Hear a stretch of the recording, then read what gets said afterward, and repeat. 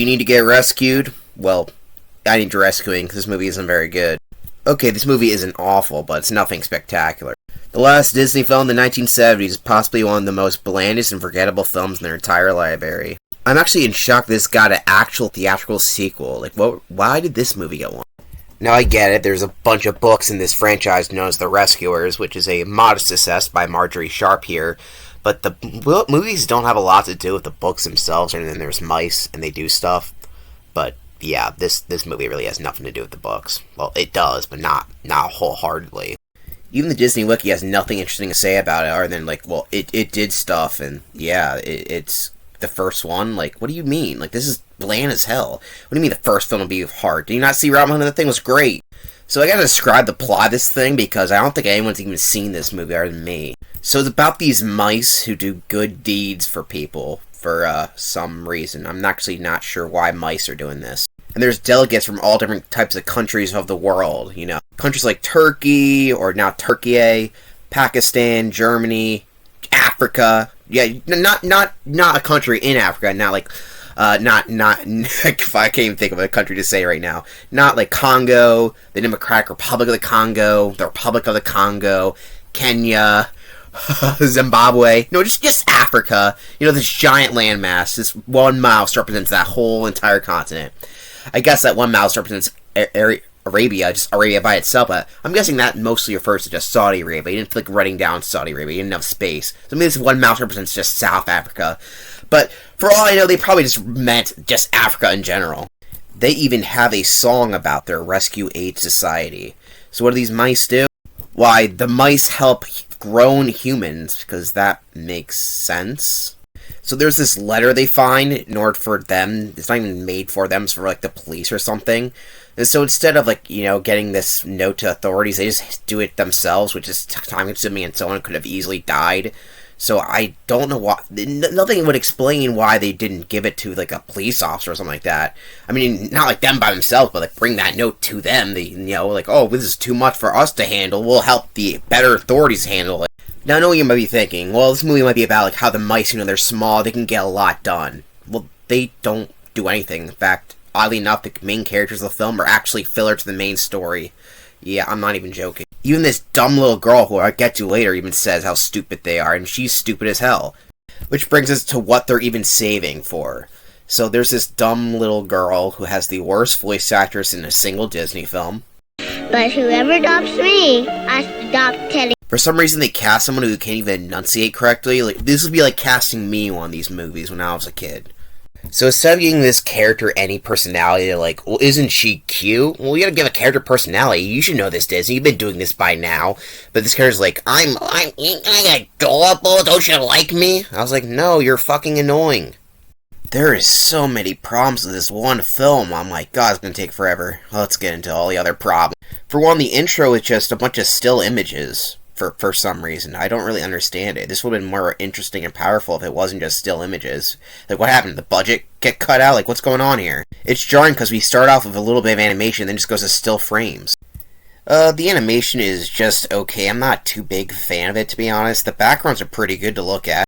The character design is just incredibly bland. The mice characters don't have any interesting designs. The most interesting design that the guy has is that he looks like Mario in the first scene he's in. You would think Disney would be better at designing mice characters, seeing as they created the most iconic mouse character of all time. And since Bernard and Bianca here don't have a lot of personality, they kind of fall through the gutter. They're okay at first, but as it goes on, they become pretty useless. Since they didn't create enough strong impact to begin with, they aren't that you kind of forget about them near the end of the film because that's how useless they become. During this time, they are also transitioning out of the Xerox program, which is the one they've been using for a while, a new version of it that allows them to not look as Tracy, but it still doesn't look very good. Some of these characters here, while they have good flow, it just looks like the lines have just been traced really badly for this new program they're using. These characters, especially the villains, look like shit. Madame Medusa has a terrible design. She originally was supposed to be Cruella de Vil. I'm not even joking. They're just going to reuse a villain from another film. But let's just use this shitty design here. To make matters worse, this character was just based off another animator at the studio. Some guy was being petty as hell and be like, I want to make my ex look like a bitch because I hate her, even though she worked at Disney herself. And that's just a dick move. Everything about this character makes no sense. She owns a pawn shop, but she's in the swamp looking for a diamond somehow. She has a weird sidekick guy whose design does not fit this film at all. Oh, and she has 2 giant swamp puppies as pets. You think that would be intimidating, but somehow the alligators, the giant-ass alligators that are designed to be as intimidating as possible, are fucking pushover. The main thing the girl should be the most afraid of, she's not even scared of. She's like, oh, let me down, you guys suck, I don't like you. If you are a kid and you see 2 giant alligators bite you with these sharp teeth that could possibly kill you, would you be like, oh man, let me down? You would be fucking scared out of your mind. You'd be screaming shitless. Especially if you're not from Florida, which this girl even isn't. I mean, I know some of those Florida kids come out the womb fighting alligators, but this is a girl from New York.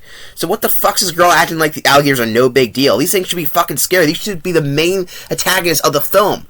I know I'd be exaggerating, but they're designed to look as intimidating as possible, but they have no fucking presence. What were they thinking? I think I'm exaggerating. Remember the alligator, the crocodile, I should say, in Peter Pan? He wasn't that big of a character in the movie. In fact, he's very minor, but you remember that character because of how scared Captain Hook was of his character. He wasn't even going after the main character. He was just going after a villain as a joke. But it was impactful because it was funny, and he was kind of scary. Not for me, obviously. I'm not fucking scared of cartoon of crocodilians, but you know what I mean. This character stands out way more than these quote-unquote villains because they actually knew what fucking character they were designing. If these gators are so fucking pathetic that they don't even scare a little girl, but they scare this fucking doofus here, then why is our main character's problem not escaping? Is it she's scared of fucking Madame Medusa? Not really. The only time she gets mad is when she takes her stupid fucking teddy bear away, which she was obsessed over for some reason. Madame Medusa is just a terrible, terrible villain. Her motivation is she wants a fucking diamond. She owns a pawn shop but goes to Florida to get a diamond. She hasn't seen this diamond, so I don't know how she knows about it. She has a home in Florida, I guess, with alligators somehow trained. Somehow she can afford all this. Is her pawn shop successful? We don't really know. How'd she discover the diamond? We don't know. It could be a pirate thing, but it's not even ever disclosed. So she's like, oh, go get this diamond for me in this cave to the little girl. The little girl doesn't really do it because she's scared, I guess, and just sits down. But she finds a shit ton of other jewels, but the girl's like, I don't give a shit about this, even this could make me rich. I just want the one. This character is so stupid and unfun to watch, and every other character is stupid around her, so it makes it even worse. She could afford all this makeup and to be away from her pawn shop in New York, which cost a lot of rent even back in the 1970s, and there's other bullshit. And not only that, getting more jewels on top of that to fund her expedition, which she doesn't. She's just a fucking idiotic, stupid character. She's not even good at manipulating this stupid little kid character. Most Disney villains would be salivating on this opportunity. They got this dumb little girl who's buffering, who wants a family. I want my family. I want a family. She's like, no, you're a piece of shit, little girl. I fucking hate you, but do what I say, because I'm manipulating you, right? Is that how this works?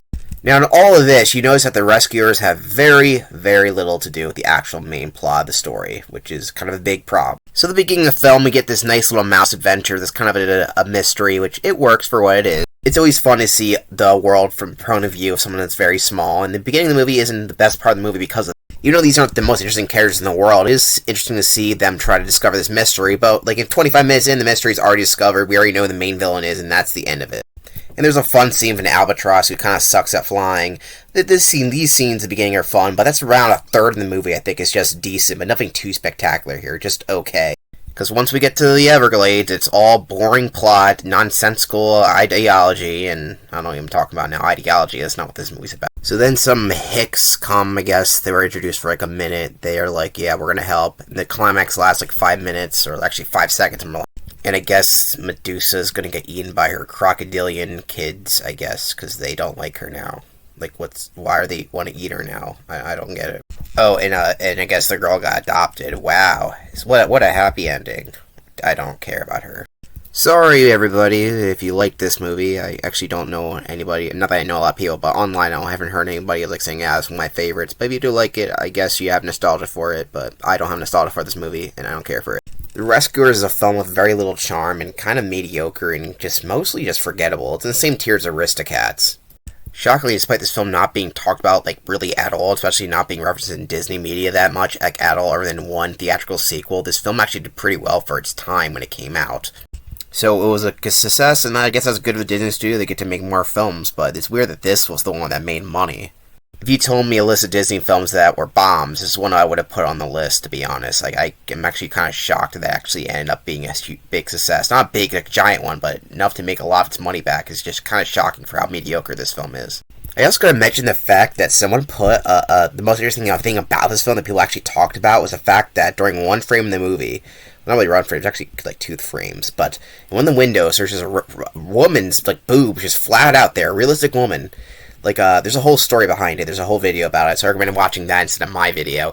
But, why was this in the movie? Seriously, this is the most interesting thing about the movie, is that one little frame, you can see a woman's bare chest, and that is just hilarious. When it comes to other media and stuff like that, there is only one example, that being The Rescuers Down Under, an actual theatrically released sequel, which we will be talking about whenever that comes around. This sequel is much better than the original film, and that's about it for Rescuers. There's like no park-related thing, so let's go on to the ranking. The Rescuers Down Under gets a D tier with an 6 rating. It's close to an E, but I think the intro saves it just a little bit for me to say it was worth just for that bit, but the rest of the film, it really isn't worth it for me, honestly. Rethinking about it, it might be down below, but definitely the 2 films in that tier are actually kind of bad, so they're worse than that. That's all I know. For villain rank, I could rank the sidekicks, but they're all tied into one main character. That is Madame Medusa, who is an easy F-tier character for me. You might end up liking her. For one, she's just a knockoff of Cruella de Vil. Quite literally, I'm not making this up. Go look it up for yourself. Cruella de Vil was originally going to be the main villain, but they decided that's stupid, and they made up this Madame Medusa character. Why is she called Medusa? Because I guess Medusa was ugly, and she's ugly. And yeah, she's not even an interesting design, just a very lame, uninteresting design. She's animated terribly. In my opinion, it just the Xerox method just looks really skrinky around her, whatever. It looks really weird. Her personality sucks. Voice acting wise, nothing special there either. Planned stupid. Everything about this character just fails miserably. Any potential that she possibly could have is done better by other villains, except she just fails on every aspect of it, which brings a shame to the Disney villain name. Don't expect any bangers coming out of The Rescuers. This movie isn't a musical, and the songs they are feel really, they suck. They're dated. Even for the time they were dated. They're so passé, cheesy, and uninteresting.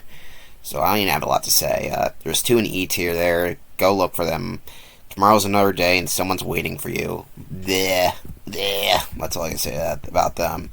Someone's waiting for that song to be over. In D tier, we got the Rescue Aid Society and The Journey, I believe, and yeah, that's it. What do you want me to say? Anything else? The Rescuers doesn't have a great soundtrack. What do you expect? The next film in our Disney journey will be The Fox and the Hound, which is not a great film, but it's definitely going to be better than The Rescuers, so I'll see you then. Hey, did you know I have a book? In fact, I have multiple books. They're available on Amazon. There should be a link in the description. However, I do have the digital versions on my Patreon, so if you want to support me and read what I have written, they're mostly kids' books, but you might enjoy it. After all, we all like SpongeBob, or whatever your video you're watching. I might reuse this clip. Then you can make sure to check it out. And thank you.